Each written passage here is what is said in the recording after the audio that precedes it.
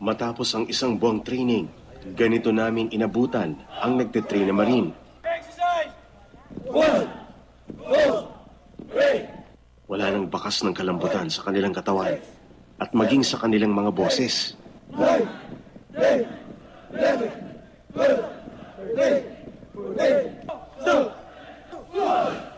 Left, right, left, left, right, left, left, right, left.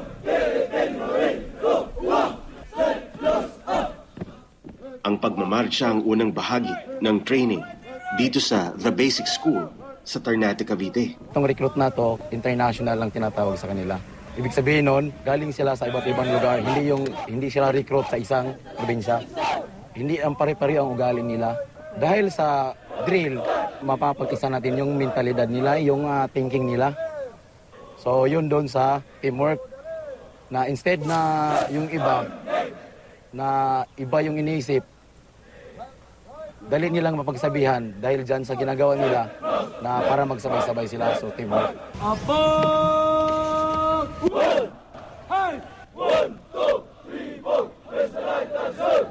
Sa mga unang buwan hanggang 4 na buwan, kailangan may tinatawag kami na shoulder, back and down, ma'am.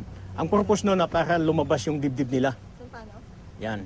Shoulder, back and down, then sigaw na sila ng heels, align, and touching. So, 1, 2,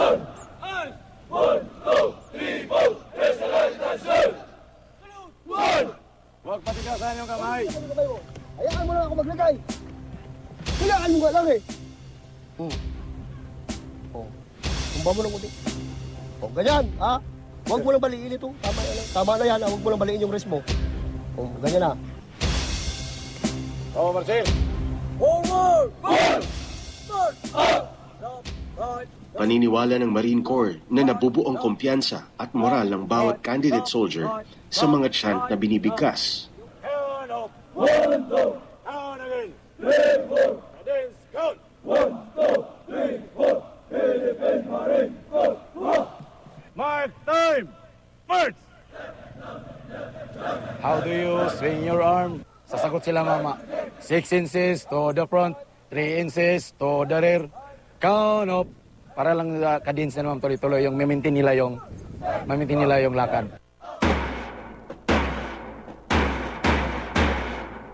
Chin step, chin step. Ayun.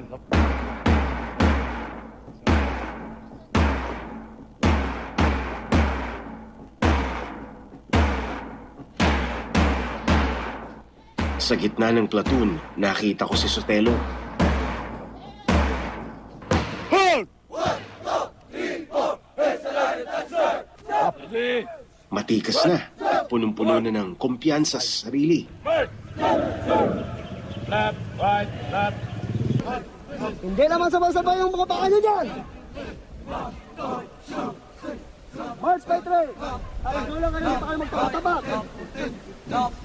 1, 2, 3, 4, then 5, 6, 7, 8. Ang kali ma'am kasi ma'am is an indigenous form of martial art techniques of the Philippines.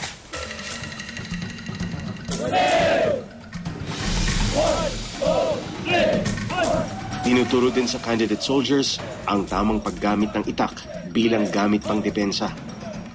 So pag nangyari ma'am na malapitan na lang ma'am at itak sa itak na lang yung gagana ma'am. Dahil moroon sa area ma'am, sa Mindanao, lahat ng tao ma'am doon may dala-dalang itak. 1, 2, 3, 1, 2, 3, 4, 1, 2, 3. Maging ang candidate soldier na si Lee at iba pang kapwa niya babae, mahirap na ring makilala sa gitna ng kalalakihang nagsasanay.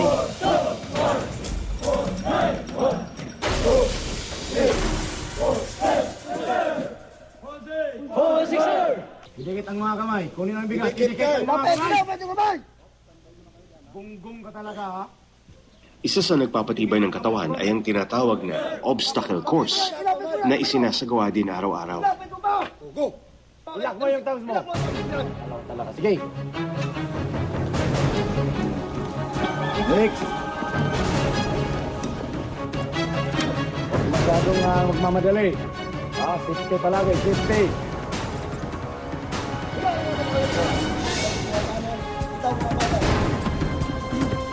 Okay.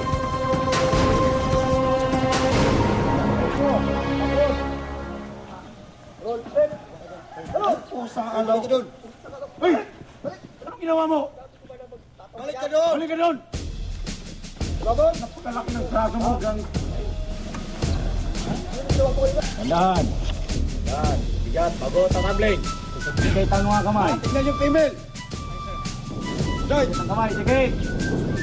Wala yan! Yan. Ang laki-laki ng katawan mo, ha? Hindi ka makahawak dyan sa ano. I-apply kasi yung tinuro. Dikit ang kamay sabi.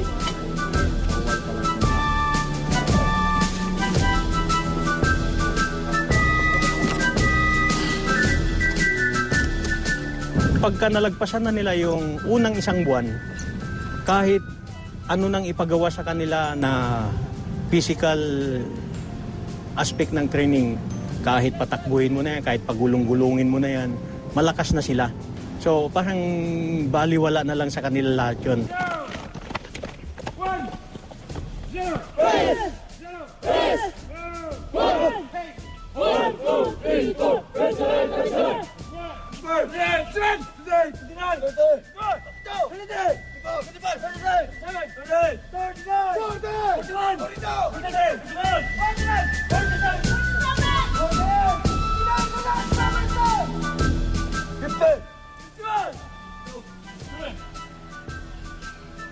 Okay, forward, sir.